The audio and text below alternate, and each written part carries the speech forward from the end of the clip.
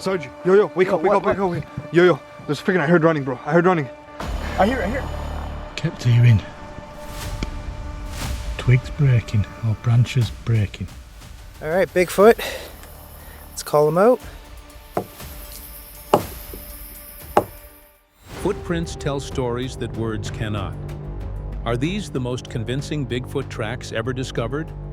From the gifting site of Seven Creeks to Florida's 17-inch footprint with a staggering 42-inch stride, from haunted Adirondack nights to Mo Sargi's chilling encounter, each step brings us closer to the truth. Sometimes the most telling signs in the wilderness are not the sounds we hear, but the quiet impressions left in the earth. On a trail in Florida, the team from Legends of the Wilderness stopped to study one such impression, a print pressed into sandy soil at the edge of a hog rooting site. At first glance, it seemed faint, even weathered. But as the camera tilted closer, details began to show. The heel sat deep in the ground. The outline stretched nearly 17 inches from back to front. For comparison, most prints they'd seen in the past measured around 15 or 16. This one stood apart, both in length and in how broad it looked across the heel. Looks like we got an old footprint right here, on the edge of where hogs have been rooting. Okay, so we looked at it and we said, yeah, it looks like a print strike, you know. So we said, well, you know what? Normally we get what, 15, 16 inches, about 15. 16. Yeah. There you go. Look at this one. I put the measuring tape in already. Okay, this would be where the heel is right there. They set down the measuring tape. Across the ball of the foot, the width reached 6 inches, wider than an average human's, and nearly as wide as it was long. Between the big toe and little toe, there was enough space to fit a hand. The center of the print showed a ridge, the mark of what could be a metatarsal break, something researchers often point to as a key Sasquatch trait. Though cobwebs stretched across the depression, suggesting age, the print itself had held together in the dry ground. And it's old because there's like cobwebs in here already. But it hasn't rained here in quite some time. So the width is pretty large too. And the width we normally get is about 6 inches. Okay. And it looks like there is a bit of a metatarsal break. And then the little toe area and the big toe area is pretty far apart. I mean, you can put my whole hand in there. But a single footprint rarely tells the whole story. Just downhill, they searched for the second strike. Following the heel-to-heel line, they measured the stride at 42 inches. That's 12 inches beyond the typical 30-inch human walking stride. Even a brisk pace or a jog from an average man would struggle to match the same natural distance. Here, it looked as if the maker had simply walked with ease, covering ground that quickly. Is possibly where the second strike went. Okay, I'm at the back of the heel. 42. 42 inches is the stride. A typical human stride stepping out would be 30 inches. If I were to make this stride, let's say I go here, it's a walk for me. Yeah, hold on, let me get that right there. I mean, I could do it if I was running, you know. Yeah, if you're at a brisk pace, you could do it. Yeah, But this looks like maybe just walking. I'm walking like this. Yeah. The team then opened Dr. Meldrum's field guide, comparing what they were seeing with known diagrams of human, bear, and Sasquatch tracks. The differences stood out. A bear's foot narrows sharply, with a distinct pad pattern. This print, by contrast, held its width from heel to toe. The toes themselves seemed tapered, the big toe especially pronounced, echoing the diagrams in the Sasquatch column. Okay, this is the Dr. Meldrum field guide. Okay, let's just double check some stuff right here, okay? All right, this is what he's saying. Is human, Sasquatch, and bear. Okay, obviously this is a left strike. The big toe right here, it is larger. Mm-hmm. Okay, even on this one, it seems to be larger. And then they seem to be kind of like this right here. Kind of like digits, you know, as they pan down, there is a little bit of a taper, as he's showing in this diagram right here. Even the dip across the middle, the metatarsal flex, lined up with what the guide described as unique to these creatures.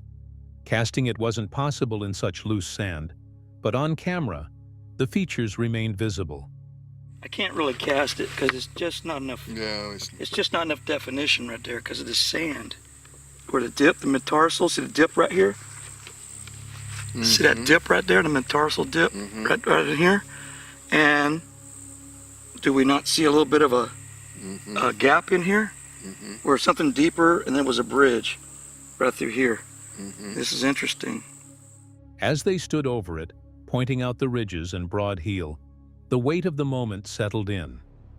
The print might have been old, but it carried details not easily dismissed. Too broad for a man, too different from a bear, and too long to be anything ordinary. In Florida's deep woods, where hogs root and palmettos stretch, the soil had kept a quiet record of something large passing by. And so the question lingers. Was this the fading mark of a Sasquatch moving through, its stride carrying it far beyond what we could match? Or was it just another trick of soil and time, shaping shadows into something more? Sometimes all the forest leaves behind is a single track, but in that track, whole stories wait for us to read. There are places in the mountains where the silence feels heavier than the air itself. Pine Creek, near the Palisades along the Wyoming-Idaho border, is one of those places. It is beautiful, rich with tall trees and wild berries, yet there is always the sense of something unseen moving close by. This is where the Rocky Mountain Sasquatch organization began their expedition, determined to explore what so many call a Bigfoot hotspot. Not long into the hike, the forest gave its first sign.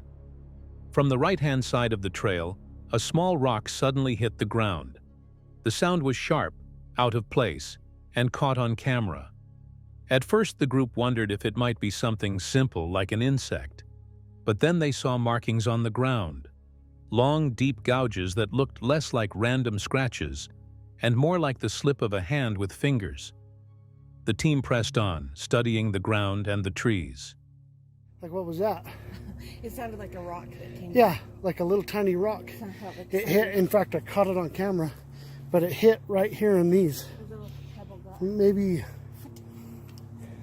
I just throw it out there. Maybe a grasshopper just jumped. Gouges. The gouges just almost like a hand. Huh. More unusual signs began to appear. Areas where something large seemed to have laid down. Spaces where branches had been snapped and bent in ways that didn't match natural falls. The closer they looked, the more questions they found. Then, as they paused near a berry patch, a vocalization echoed from the ridge. It wasn't just one. The call answered another, and soon it was clear that at least two voices were carrying back and forth through the canyon. That kept vocalizing to the ones down below us, and there was at least two of whatever down here. I just had the gut instinct. They were kind of freaked out that we had got between their group. That's how I felt. Well, we're going back in here today. It didn't stop there. Wood knocks soon followed, rolling down from the hills above. The sounds were sharp, quick and repeating, wood striking wood in a way no natural accident could explain. With every knock, the group felt more certain that they had stepped between something larger, a group communicating across the slopes. Then came the tracks. On a narrow trail, they measured impressions in the soil, 16 inches long, close to 8 across. Each one pointed in the same direction, heading deeper into the thickest part of the forest. Just when it seemed the trail might end, something moved. All right, guys, come here. We're gonna bust this down right here. If you could see it. In fact, I got a tape measure here, but that distinctly. And that's heading off into where Jenny and them were. And it might be a little bit bigger, but it's heading in the direction we heard. Heading in and something thrown. Absolutely heading in the direction, and you're looking. And there's a trail over there. A loud thump broke the quiet, followed by a dark shape shifting through the brush, cameras turned, trying to lock onto the form. For a brief moment, a heavy figure appeared, then slipped back into the trees. The team was left with only the sound of branches snapping and the uneasy feeling of being watched from all sides. Later, another set of wood knocks answered from behind, as if to remind them they were still surrounded. So I'm going to zoom in as much as I can. See, that's the branch I'm talking about right there that crosses it. See, I can zoom in pretty good, but I can't, nothing like what Kelly's camera does. I mean, look at how this is all ripped off and pushed down, and then that live sapling has been bent over down underneath it. It's down under the dead ones. By the time the day ended, the group had gathered footprints, recordings of knocks, thrown rocks, and a fleeting glimpse of movement in the tree line. The Pine Creek expedition didn't bring final proof, but it brought something just as strong. Moments that leave no doubt something powerful still walks in these canyons. So what do you think? Were the rocks, the knocks, and the prints signs of a Sasquatch family keeping their distance? Or was the forest only showing pieces of a mystery too large to fit in one night? Have you ever walked into a forest at night and felt like the trees were holding a secret? That's where Danny and Mo found themselves, deep in what locals call Yeti Forest. They had driven for hours, planning to spend the night with nothing but the basics. No tents, no modern tools, just themselves, the snow, and the endless woods. It was freezing. Their breath floated like smoke in the air, and the ground crunched under every step. Danny slipped into icy water, soaking his shoes and leaving him shivering. Still, they kept walking until they found a pit. Alongside it were strange markings in the earth, claw-like ridges, so large that Danny wondered out loud if they belonged to something prehistoric. This is where they chose to set up camp. They began to build. Using sticks and logs, they shaped a small fort, a teepee-style shelter, with a fire glowing faintly at the center. It wasn't much, but it gave them warmth. Their laughter eased the tension, even as snow fell heavier. For a while, it felt like any normal night in the wild. You can see the full building of their shelter here, as the fire flickers against the night sky. Hours passed. The two crawled into their hut and tried to rest. You want to go search? Well, I mean, if it's gonna surround us, then we better get the hell out of here, bro. No, let's go search the forest and see what we can find. Maybe it's like a big animal. Maybe it's a bear. Yeah, well, let's grab our knives, though. Okay. You guys, we're heading out right now. I'm stuck using my phone for the light because my camera light actually died. It's starting to snow right now. I'm sorry if you guys can't see much. I'm stuck with this. Sarge is over there.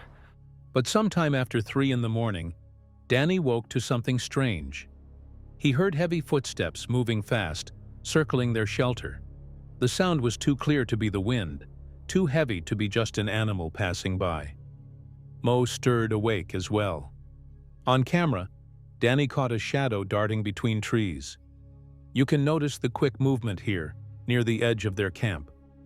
Both men stepped out into the freezing night.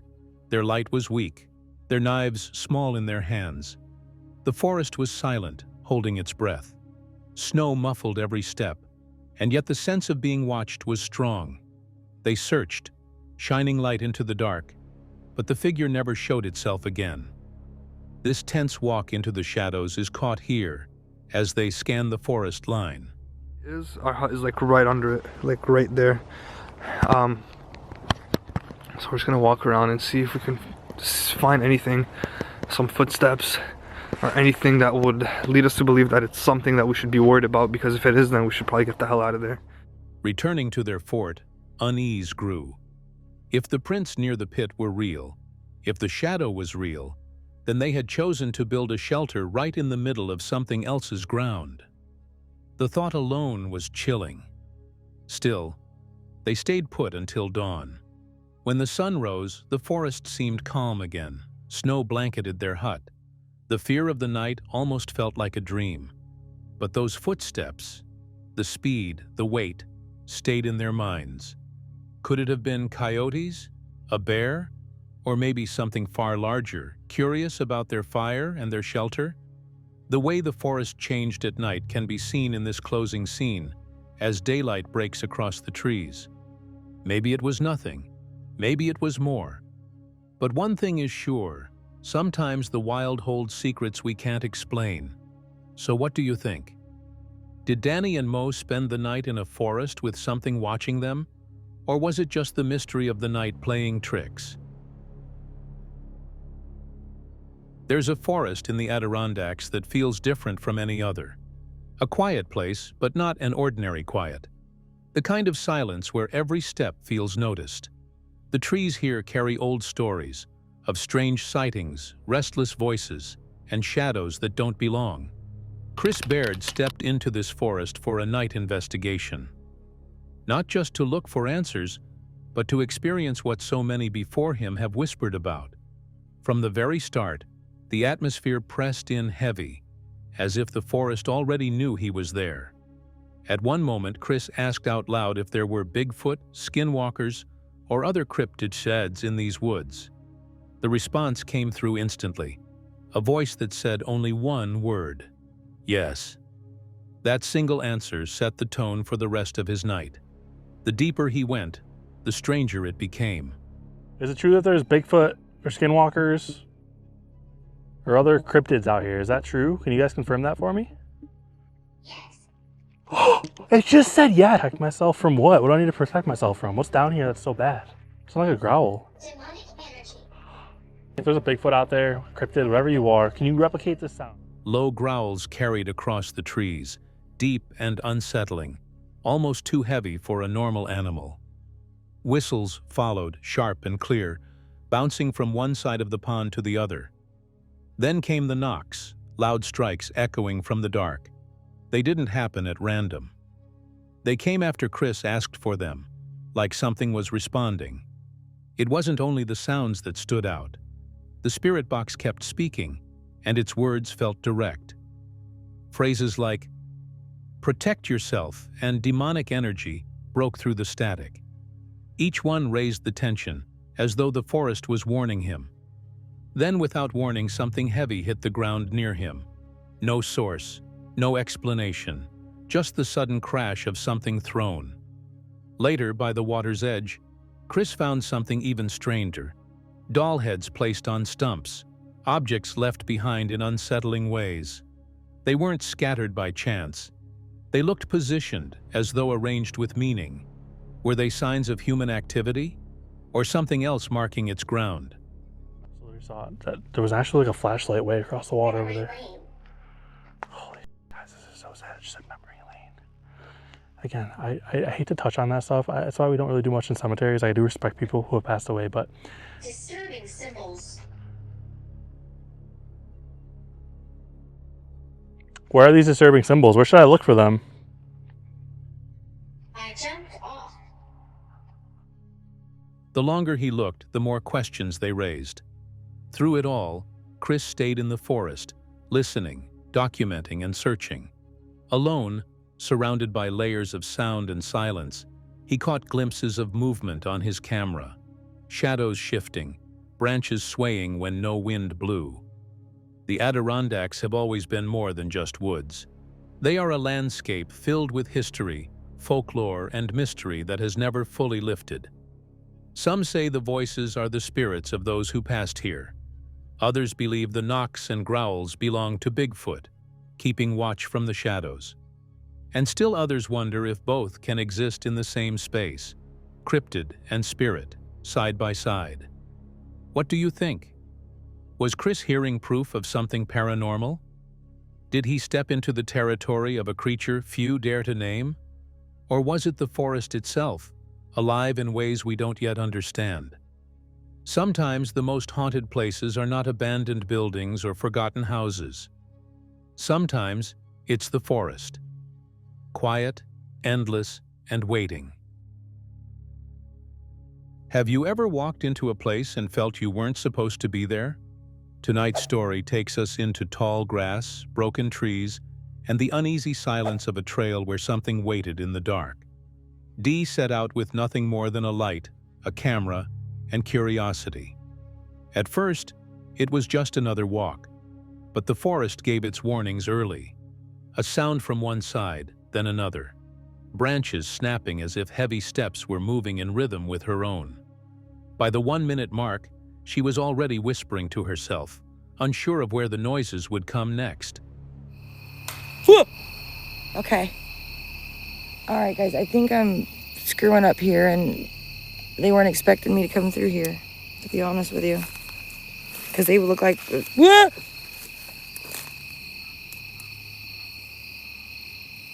What was that noise? I'm not coming back. They're on the left and the right side. That one was over here and there somewhere, and now there's another one over there. The ground was rough. Fallen logs and tall grass made each step a risk. Yet what caught her attention wasn't underfoot, but all around her. Strange areas where the grass had been pressed flat, as if something large had been laying there. She paused, realizing she may have stepped into a place meant for resting, not for people, but for something else entirely. Then came the smell, strong, sour, and sharp, like urine mixed with rot. It was a scent he couldn't explain, one that made her stop breathing for a moment. Guys, there's spots. There's no real spots for them to get into, but I can see where they've been laying in here. And I don't know if they're up any further. That's really tall, and I can't see up that high, or that far. Ew, there's that smell again. Ugh. It smells kitty, like a cat urine and feces and something else. I don't know. I have never smelled that before. I can't. The deeper she went, the louder the forest answered. A bush moved, though no wind was there. A whole tree shook, as if grabbed by something unseen. In the thick grass, eyes seemed to glimmer and shadows bent in unnatural ways. Dee steadied himself, but her voice revealed the strain. Guys, that bush is moving. Something's right there. Ah!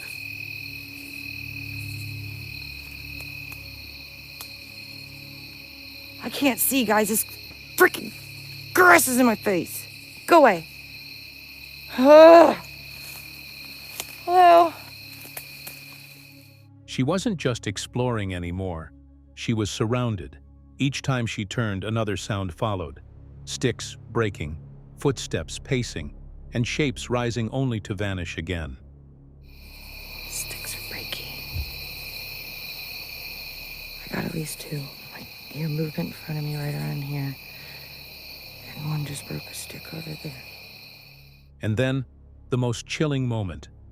Her lights began to fail, flickering and dimming all at once. In the pitch dark, she felt the weight of something charging. It wasn't a full attack, but a bluff, loud, close, and terrifying. The timing was no accident. The lights drained, the noise surged forward, and she knew she had crossed a line. Look, dude.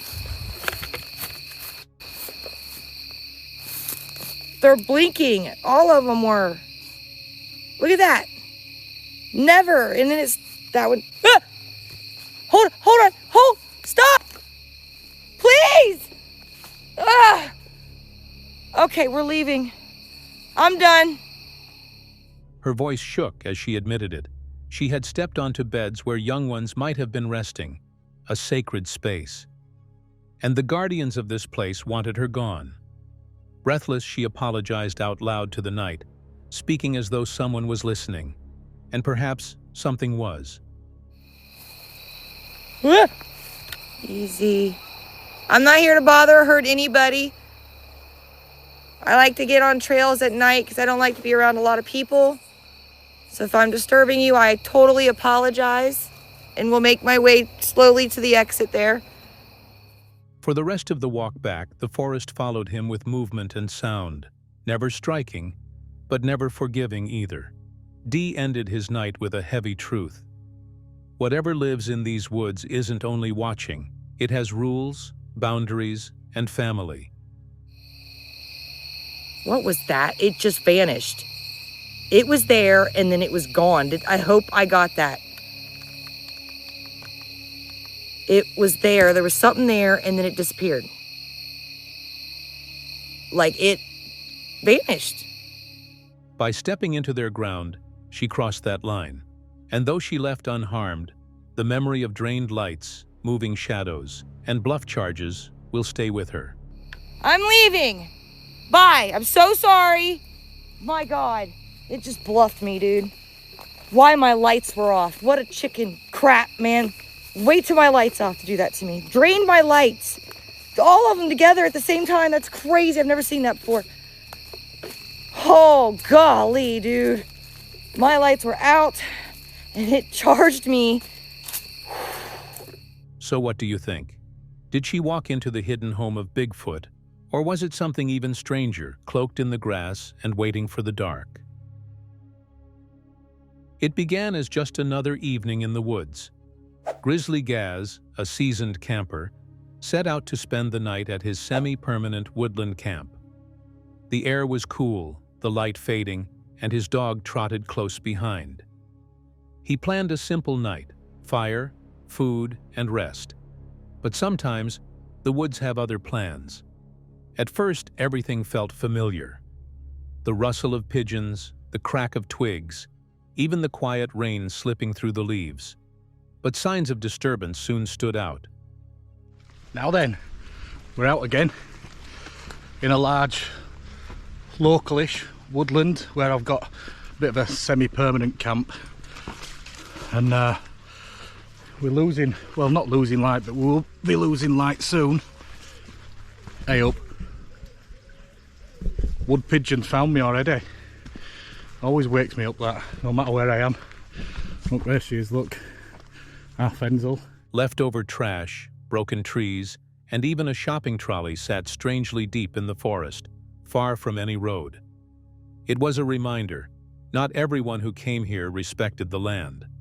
Still, Gaz pressed on, determined to set up camp before darkness took over. By the time the tent and tarp were ready, the rain was steady. He managed a fire, small but strong enough to cook his meal. The glow of flames lit up the damp woodland, but there was unease in the air. He spoke about gear, shared tips, even enjoyed his food. Yet in the quiet spaces between, something else seemed to stir. Oh, it's banging, that. It's a shame you're allergic to it, innit, mate?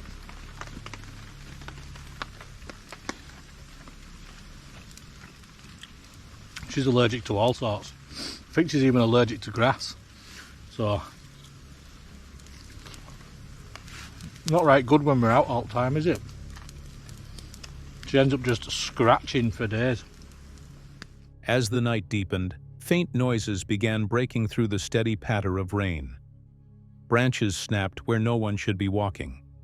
A strange sound echoed, something like a pig, though no wild pigs live in those Yorkshire woods. The dog perked its ears, but stayed oddly calm, as if sensing something Gaz could not see.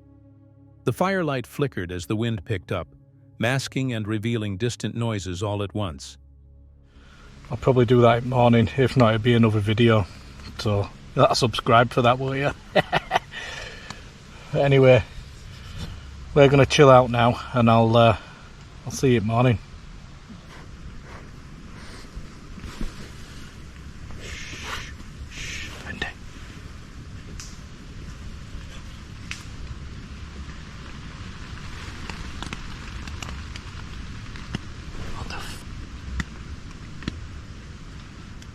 Then came the real unease.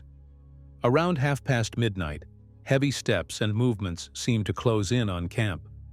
The night turned restless, knocking, shifting, and the constant impression that someone or something circled just beyond the trees. Gaz admitted he felt unnerved but tried to brush it off. Was it people out to scare him, or something older, watching from the shadows? The line between wind and willful movement blurred, leaving questions no fire could answer.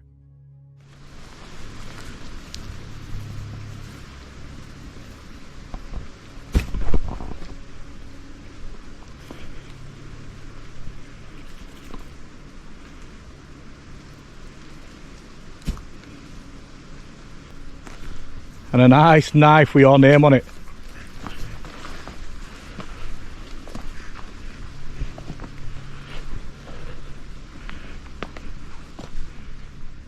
When dawn finally came, the rain eased, and the forest revealed its silence.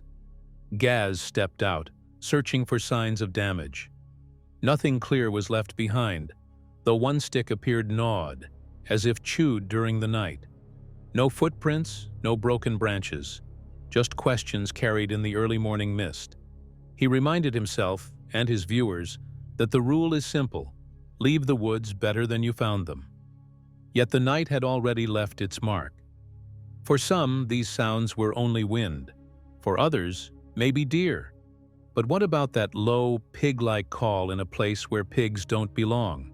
Was it imagination, or something unknown slipping past the edges of sight? Nights like these remind us why the forest holds its mystery. Quiet, unsettling, and never fully explained. Kept hearing twigs breaking or branches breaking. You alright, mate? It's alright, chill out. And I heard it sounded like a pig, but we ain't got any pigs over here. In England, well, not that I know of anyway. So, what do you think? Were these just tricks of weather and nerves, or did something move through the trees that night?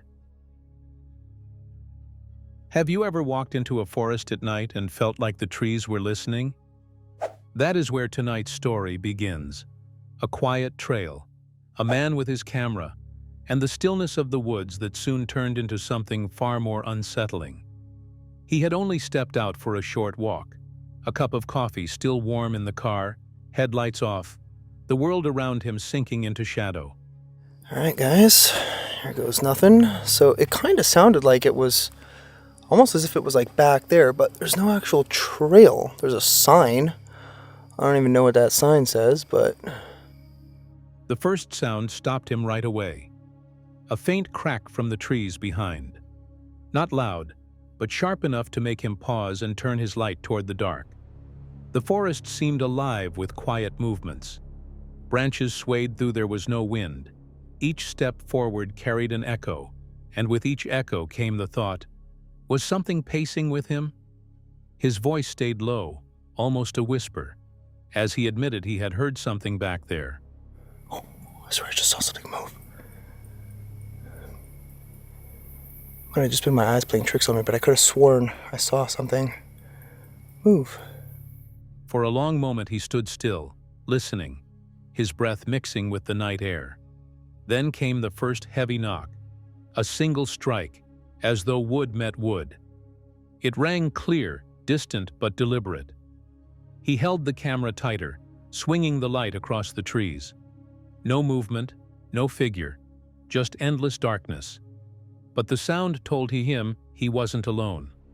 Another knock followed, stronger than the first, and his calm steps turned into a slow retreat. I wish I had like a stick or something. Oh, there's one. Let's see if that'll actually work. Ugh.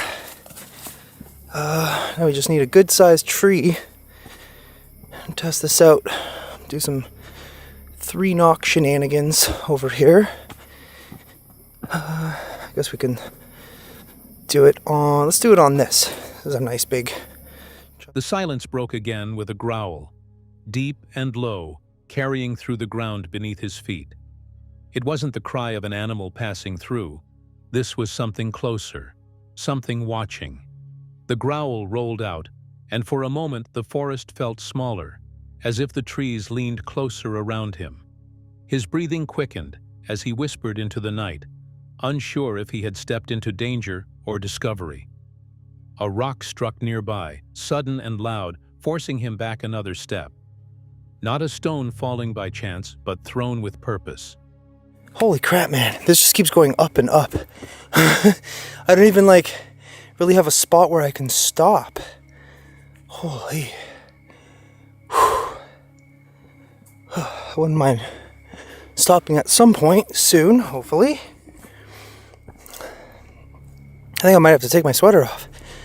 I'm so hot. The sound cracked against the earth, carrying the weight of intent. He steadied the camera again, his voice trembling now, realizing he had walked straight into the territory of something that wanted him to know it was there. Even as he edged back toward the safety of the car, the forest did not quiet. Another growl stirred, closer than before, rumbling through the trees. Might as well keep going. I'm curious as to where this will lead us. I mean, I'm gonna assume that it cuts through and goes basically to the other side. The sound lingered just long enough to remind him that he was being followed. And then, silence. The kind of silence that presses against the skin and keeps you looking over your shoulder long after the path has ended. When he finally reached the car, the knocks had stopped. The growls faded into memory. Yet the feeling remained that something had watched every step he took, keeping just out of sight. Out of curiosity's sake, because we know this place is haunted, I mean, we just heard someone yelling. I don't know if that was an actual person out there or if it was something else. I have absolutely no idea. We know this place is extremely haunted. We know the story of the Whispering Woman, and we know that somebody was kind of roaming through here a very long time ago, and I have not seen them since. It's literally been years. Do you believe he walked into the territory of Bigfoot that night? Or could the haunted forest itself be carrying voices that wait for anyone brave enough to listen? There's a quietness in the forest that feels different here at Seven Creeks. The ground is soft with moss, the air cool and shaded under tall trees. This is the place where Swan Lake Bigfoot has built trust over time. A gifting site where berries, fruits, and small offerings are left in hopes of contact. Right from the start, there are signs of movement. The grass is pressed flat, as though something heavy has stepped through. A faint track appears in the soil, wide at the heel and long at the toe. It's weathered, but clear enough to notice. Even the leaves nearby are bent and pushed down, the kind of detail that tells a story if you take time to look. The camera pans across the shaded forest floor. It's cooler here, a spot where creatures could rest away from the sun. Just south of this area lie the muskeg swamps, wetlands that hold water and even ice deep beneath the moss. They're fragile places, often threatened by farming and industry, but to Bigfoot, they may serve as natural shelters. The thought is simple but powerful. A being so large yet hidden, relying on these overlooked pockets of land to survive. And that does look like a track. It's getting a little weathered. Yeah, see this? There's tracks all over here. Fresh. Here. There. A squirrel chatters from the trees, its voice sharp and restless. A frog croaks nearby, unusual for late August. Small sounds like these keep the forest alive, yet the stillness between them carries its own weight. When the berries are placed in the gifting bowl, cranberries, blueberries, cherries, goldenberries, the woods fall silent. The quiet stretches long, as if something unseen is watching with caution, waiting for its turn. The deeper the walk goes, the more the atmosphere shifts. The air grows stiller, heavier. Past two tall trees, there's a memory here, of a white figure once glimpsed, peeking from behind the bark years before. That moment lingers in the mind, a reminder that encounters may be brief, but unforgettable. Branches crowd the path now, thick with undergrowth. Somewhere in the distance, a wood knock cracks through the trees. Not loud, not staged, but sharp and deliberate. It isn't just the knock. Footfalls are heard too, faint but close, as if pacing just behind. It's actually nice back here in the shade, without the sun beating on me. And it would be nothing for them to travel that distance, right? And I think they go, like if you dig down in the moss, in a muskeg. The squirrel calls again, warning of movement. The sense of being observed never quite leaves. Here in the shade, among spruce and moss, these signs come together. The prints in the soil, the silence after the berries, the knocks, the footsteps. They create a picture, not of fear, but of presence. A family living quietly, stepping forward only when they choose. The sun sinks lower, shadows lengthening. The forest grows dim, but peaceful. At the gifting site, the offerings will stay until morning. Sometimes, even before leaving, voices and knocks can be heard, as if the gifts are already being accepted. And as always, respect is shown, never pressing too far, never forcing a meeting, just patience, just trust. In this place, the bond feels real. Seven Creeks holds stories not written in books, but pressed into moss, whispered through trees, and carried on still evenings when the forest itself seems to breathe. And perhaps that's what makes this site special. It isn't about proving anything. It's about sharing space and leaving room for something greater than ourselves to step forward. From massive footprints in Florida to strange knocks in haunted forests, tonight's encounters leave us with evidence that feels impossible to ignore. Are these truly the tracks of Bigfoot, or something else hidden in the wild? Share your thoughts below, and if you enjoy these deep investigations, show your support with a like and subscribe. It helps keep the search alive. Trimble County, Kentucky. The team rolls in on the heels of a fresh track find, casts pulled only days earlier, then heads for a nearby hollow to test the area. Wood knocks pop close, Ohio howls echo back, and for a moment, it feels like something is probing the perimeter. The night, however, goes quiet. With no solid evidence in hand, they pivot to the locals and call a town hall at Berry Hill Mansion, hoping the clusters on the map point to a pattern they can chase. Witnesses step forward with growls from the tree line, grunts across a pond, amber eyes peering in a window, a dusk sighting off a front porch, and a 15-16-inch track found afterward. I just saw her staring, out in the distance, not knowing what she was staring at. So I was like, Mom, hello? And she finally came back and was like, I think I just saw a Bigfoot. My dad and I went over there later and we found a footprint that looked about 15, 16 inches. It was huge. I put my foot up to it, he put his foot up to it, and it was still longer than both of ours put together. There might be a footprint still on the ground. Yeah. Among the reports, one lead stands out. A surprise witness with physical hairs and a reputation that precedes him, the legendary outdoorsman known statewide as Turtle Man. The last time we were in Kentucky, we were further south, but everywhere we went, we were always hearing about Ernie the Turtle Man. And everybody says, nobody knows the Kentucky woods better than you. I figure you have to have some Bigfoot stories. Oh, yeah, I guess one big story, I was a little kid at one time when I was 9 years old. When Turtle Man begins, the room leans in. He was 9 years old on August 15, 1974. At 6 in the morning, slipping into the woods for squirrels and heading toward his favorite hickory nut tree. Halfway there, the timber answered with a roar that froze him where he stood. This wasn't a distant echo or a confused deer. It was a blast of sound that felt aimed straight at him. August 15, 1974, 6 o'clock in the morning. I love squirrel hunting, so I went out in the woods. I was going to my favorite hickory nut tree. I got about halfway there, and this thing roars out at me, roar!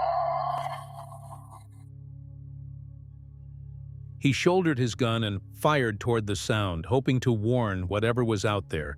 The forest did not retreat. Instead, saplings began to crack and come free, pulled up by the roots and hurled in his direction.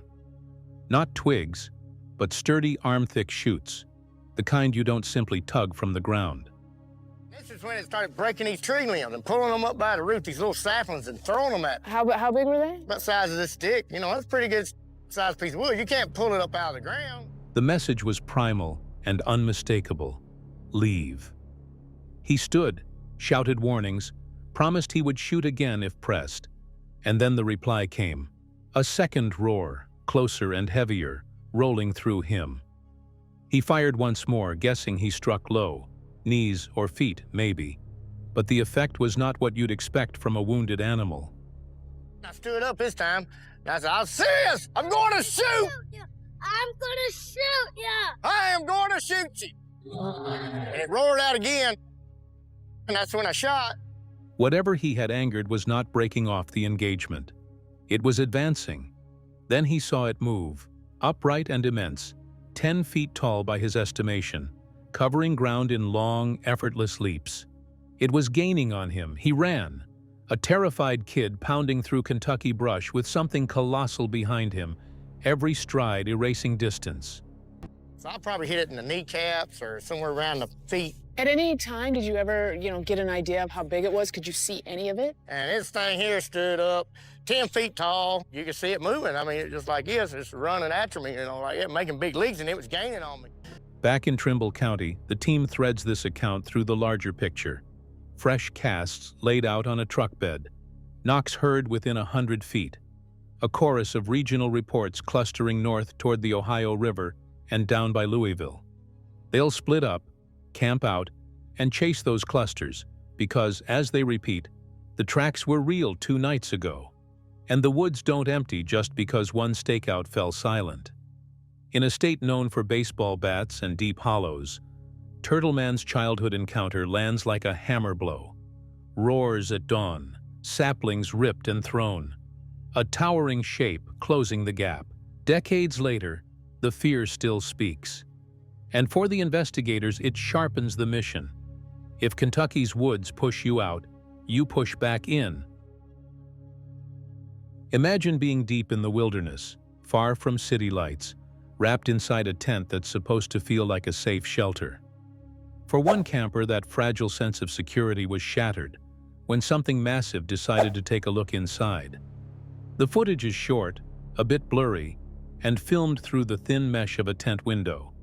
But what it captures is enough to make your heart skip a beat. At first glance, all you see is the greenery outside the nylon walls and trees. But when you focus a little, you realize that there is something outside. An enormous figure comes into view. Its fur looks thick and brown, its sheer size dwarfing the small tent it peers into. The angle of the camera shows just how massive the creature must be as it hovers outside, silently inspecting the area. The camera does seem to shake every now and then.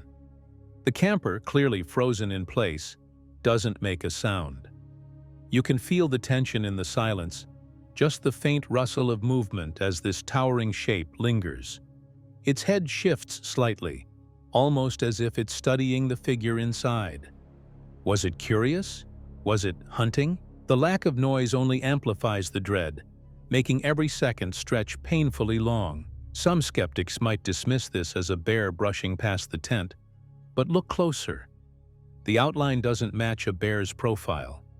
The face seems broader, the shoulders unbelievably wide, and the way it leans in feels distinctly human-like, and yet far too large to be a person.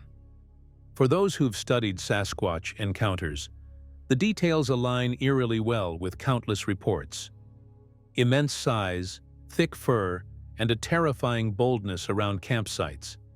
The thought of something this powerful standing just feet away, separated only by a thin sheet of fabric, is enough to make anyone shiver. Whether you believe in Bigfoot or not, the video captures a raw, primal fear, the feeling of being watched by something you cannot explain.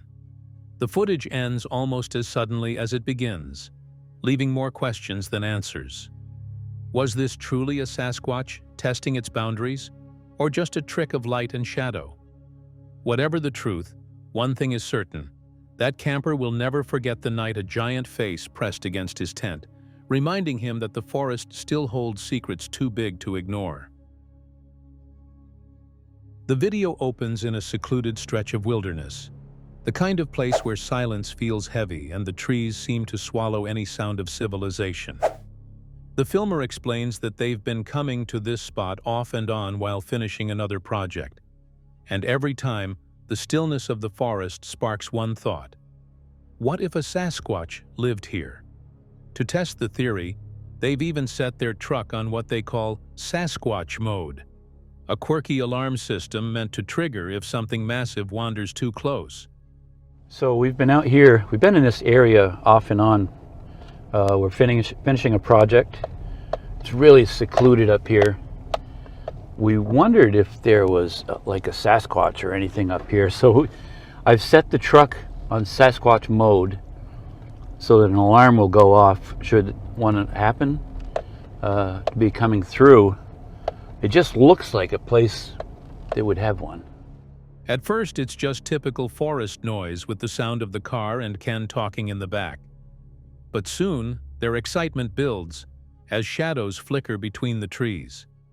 The tension in their voice grows when Ken is told that something or someone moved in the tree line. The camera wobbles as they prepare to slow down and park nearby and check out if there is something. For a fleeting second, it feels like they've stumbled onto the ultimate discovery. But then there is nothing. The figure vanishes, leaving behind only doubt and the sound of their breathing. What? I think I see something. You do? It's getting pretty intense. Yeah. Where? What? In between those trees over there. Way over? Yeah. Okay. So when the alarm goes off, I'm slamming this in park and I'm going to chase. Because I might have a brief...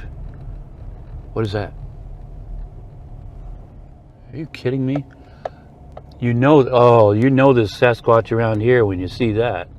Still not convinced, they press deeper into the mystery.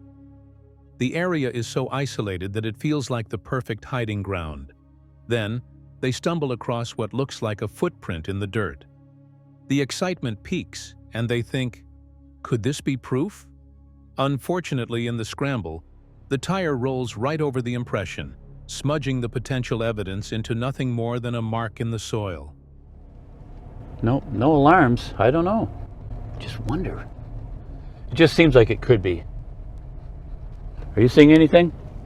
Well, I thought I did, but I don't know where it went. Okay. Well, is that his footprint right there? Did you see a footprint? Yeah. I think you just drove over it though. Oh, I probably messed it up. The moment of hope slips away just as quickly as it came. Moments later, more so-called tracks appear nearby, only to be dismissed as misleading shapes in the ground. The grand reveal? A false alarm. The alarm system didn't detect anything unusual, and what seemed like movement in the woods faded back into everyday forest life. Whoa! Whoa, whoa, whoa!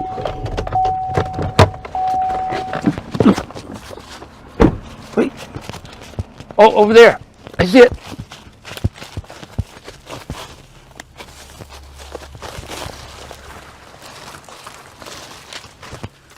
There's footprints.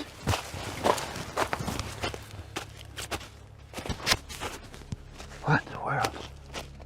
By the end, the narrator chuckles at the anticlimax, admitting the likely culprit wasn't a Sasquatch at all, maybe just a seatbelt warning light that triggered the beeping system.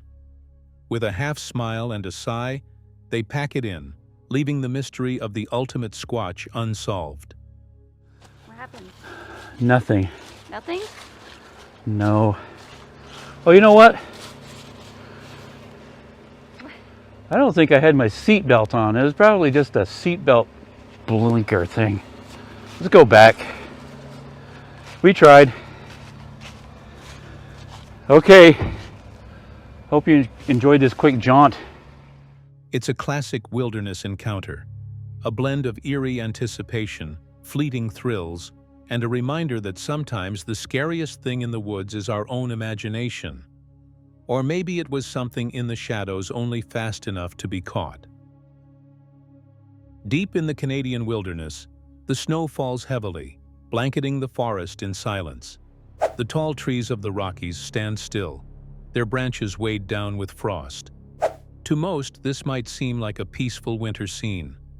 But for one hunter, northeast of Banff National Park, it became the setting for a moment he would never forget.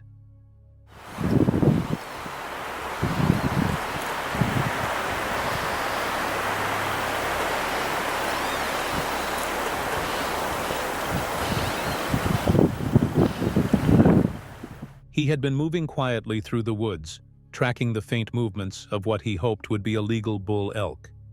Every step was deliberate, careful, the kind of silence only a skilled hunter can manage. But instead of elk, he found something else.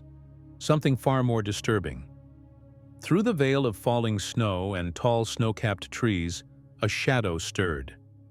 At first he assumed it was a moose bedded down in the thicket. The size and shape made sense, and moose are common in this part of the Rockies. But as he moved closer, the details didn't add up.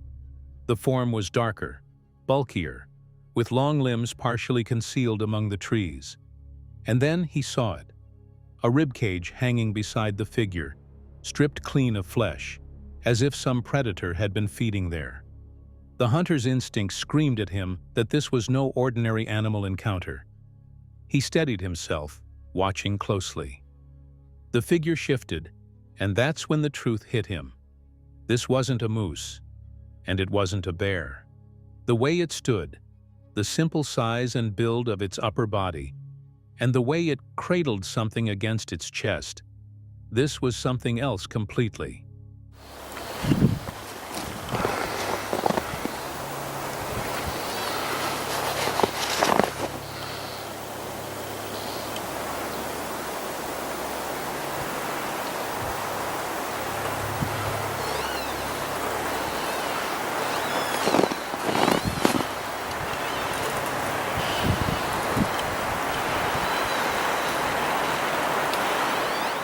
In his own words, he realized he was staring at what appeared to be a large female sasquatch, resting with a smaller one nestled against her torso. The creature's dark fur blended with the shadows of the snow-covered trees, making it nearly invisible at a distance.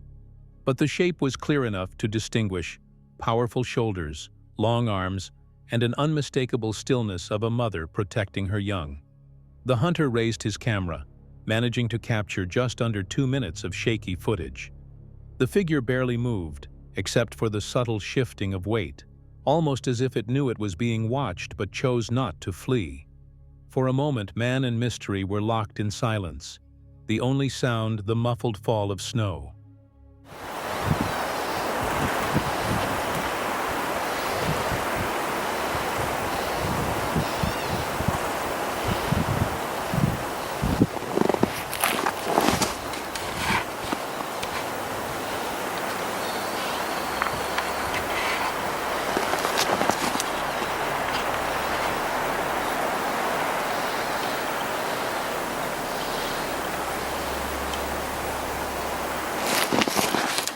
Fear overtook curiosity. The hunter recalls the adrenaline flooding his veins, making him leave the area. With the image burned into his mind, he turned and left as quietly as he had arrived, grateful that whatever he had witnessed didn't rise to chase him out. This wasn't within Banff's protected park boundaries, but close enough to remind us that the wilderness doesn't end at the signs. There are places in these forests that few humans ever step foot in, places where something extraordinary might still live. If true, this sighting adds to the rare but growing accounts of Sasquatch families seen in remote North American wilderness.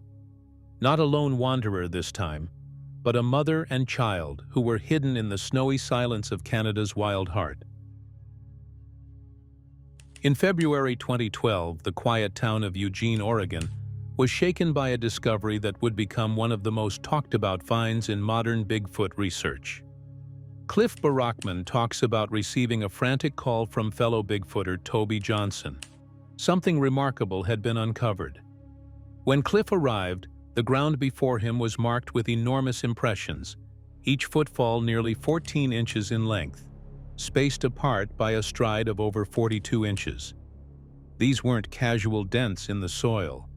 They were deliberate, consistent, and formed a trail that spoke of a massive, bipedal creature moving purposefully through the area. Back in February of 2012, Toby Johnson, a Bigfooter down in Eugene, Oregon, gave me a frantic phone call. Apparently the find of a lifetime had just been discovered. Foot length always tended to be right around 14 inches, and the step length was going about 42, 43 inches. While out in the cold, damp environment, they knew documentation was not enough. This was evidence that demanded preservation. Measurements gave them numbers, but numbers could be debated. Physical casts, on the other hand, could silence skeptics, so, with urgency, they shifted from measuring to casting. Using the splatter cast technique, they began carefully pouring material into the deep impressions. Each step had to be handled with care, and if one wrong move were made, the integrity of the prints could be compromised. The moment was tense, but also filled with an almost electric sense of excitement. As Cliff explains, it wasn't until all those prints were captured in plaster right before his eyes that the sheer scale of what happened truly sank in. He realized he wasn't just documenting footprints, he was preserving a story left behind by something enormous. We had a big job to do in front of us. We decided to stop taking those measurements and start the casting process. And notice that we're using the splatter cast thing. We're basically taking a little bit of it and just dropping it in there. To get all those footprints in one location right in front of me, that is when I really understood what happened that night. There you go.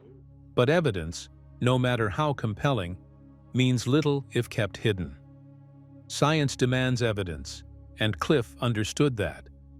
He describes how the process wasn't complete until the findings could be shared, analyzed, and debated by others. This wasn't about chasing legends, but rather it was about approaching the unknown with the discipline of science. Peer review, he emphasizes, is not optional. It is the step that transforms a personal discovery into something that can withstand public and academic examination. With this in mind, Cliff and fellow researcher Craig Flippy packed their casts and data and set out on a Bigfoot road trip, journeying eastward to Pocatello, Idaho, to bring their work before the wider community. 72. Collecting the data is one part of the scientific process, but peer review is another. Peer review basically means that you share your findings or your data with others. The peer review step of the scientific process should not be ignored. So Craig Flippy and I took a Bigfoot road trip out east, Pocatello, Idaho. The tracks that were later known as the London tracks had a huge impact in the Bigfoot research. They were the image of fascination and scientific rigor. For years, stories and blurry photographs had fueled debates, but here was something tangible, something that could be weighed, measured, and handed from one set of skeptical hands to another. Looking back, Cliff's experience at that site underscores why the tracks remain so significant. They weren't just footprints in mud. They were an invitation to examine the unknown more carefully, to peel back layers of folklore, and step into the realm of data, peer review, and scientific curiosity. For Cliff, standing over those casts wasn't just about believing.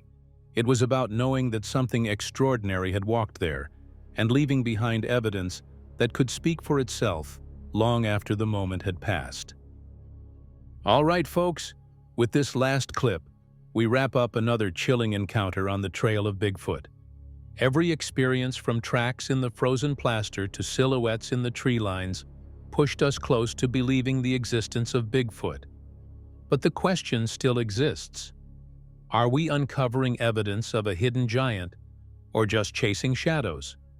Share your thoughts below, and if you enjoyed this journey, make sure to like the video, subscribe, and hit the bell icon so you never miss the next mysterious encounter. The search is far from over.